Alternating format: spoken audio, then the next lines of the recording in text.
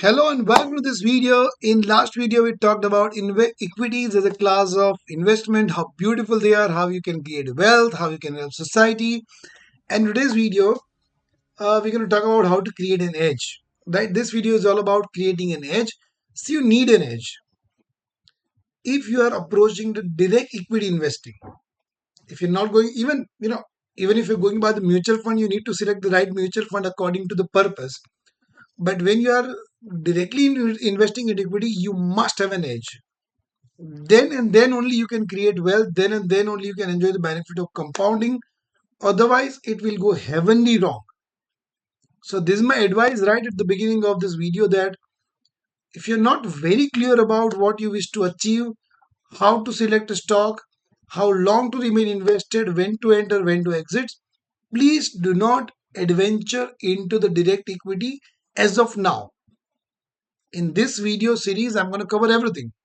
But if you're not aware about that, go through the whole video series, try to understand, start with a small capital, then gradually build up. Right? So, what is an age? Age typically means staying ahead of others. This is something which puts you apart from others. You need to have an edge. I mean, you should be able to identify the right stock, you should be able to identify the right time, you should be able to even identify the right exit. That is also an edge. It's not about entry, it's also about exit. Because no profit is real profit unless it is booked. Agree with me? Just type in agree in the chat box. No profit is real unless it is booked. So you also should be knowing when to exit. Edge can easily be created by being consistent than others. That is a very good, very, very good way of creating an edge. Majority of the people cannot stay consistent. You can be consistent. Having right knowledge about stock selection, creating proper entry and exit mechanisms, that's what we talked about.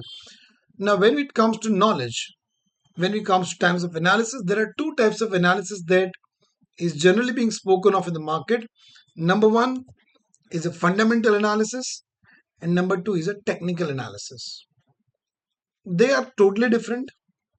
They are used for different purposes, but they both, if you blend it in the right way, they both complement each other, and you can create a magic by combining both the systems. So, what is a fundamental analysis? Fundamental analysis focuses mainly on understanding the financial position of a company by analyzing company's financial statements. Here, when you're doing the fundamental analysis, you're not looking at the price of company shares. You don't look at whether it is going up, whether it is going down. You in fact don't look at charts at all.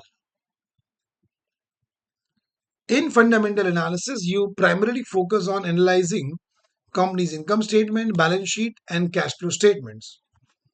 And around these three, you calculate so many ratios, like there's GP ratio, NP ratio in balance sheet, there is equity ratio, there is a return on equity ratio, lot of ratios. The very widely used ratio is a P ratio. We're going to cover one module on ratio analysis as well in this series.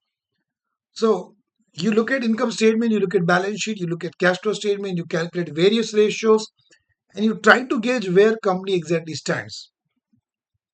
That is what fundamental analysis is.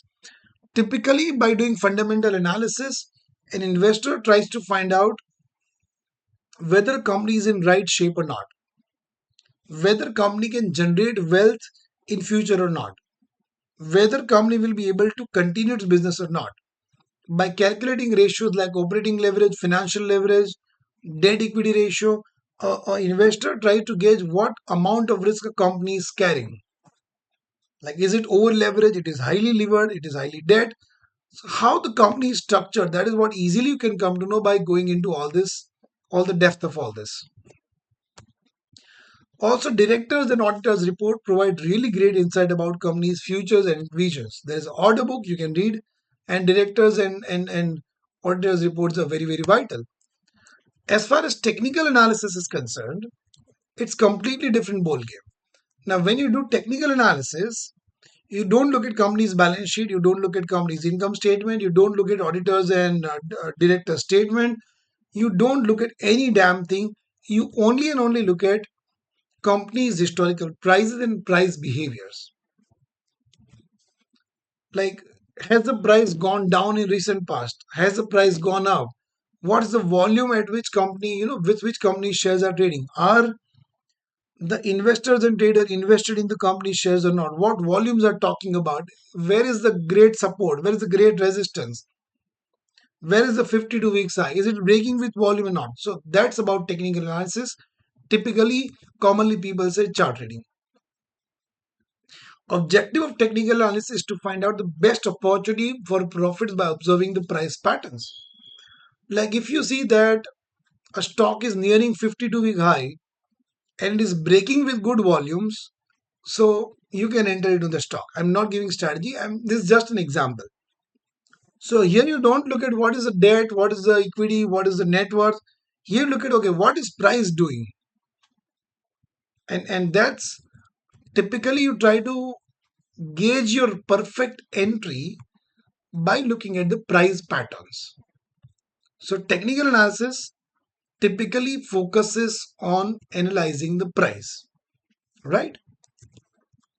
And the third thing that generally technical analysis does is it is believed that technical analysis helps in short term in trading, but it can be very, very useful in long term investing as well. This is the very, very crucial point that I want to end this video with. That generally, it is perceived in the market that fundamental analysis are for long term, technical analysis are for short term, for trading, for intraday. It is wrong. When you look at the monthly chart, when you look at the weekly chart, really you can make your entry so perfect by blending a fundamental with technical analysis, and you can literally take your investment decisions to the next level. You can create an edge that nobody else has if you know how to do the technical analysis in a right way. Like to tell you simply, if you're doing fundamental analysis, you get companies' financial statements only once in a quarter. If you agree with me, just type in yes in the chat box. You get the financial statement of a company once in a quarter, but price you get every single day, every single minute, every single tick, every single week, every single month. So if something is happening in a company, like if company is growing, or if company is backed a good order, if there are growth prospect of the company, that financial statement will reveal at the end of quarter when the statements come out. And even generally, like for quarter ending 31st March, the financial statements are published in the month of May. Agree with me? Just you can type yes in the chat box. Like balance sheet and income statement for year ending March generally gets published in the month of May, June. So good fundamental analysis, good. You should do, you must do. But along with that, if you do the technical analysis in a larger time frame, you will be really ahead of the curve, and you can, what can I say? You can create abundance of wealth if you know fundamental as well as technical, and we're gonna cover both in this series. So thank you so much for watching this video again. I really thank you. Do let me know in the comment box what is your biggest learning from this video, how the investing mastery series is going on. Are you enjoying? Are you loving it? Do let me know in the comment box. I'm looking forward for your comments. See you in the next video.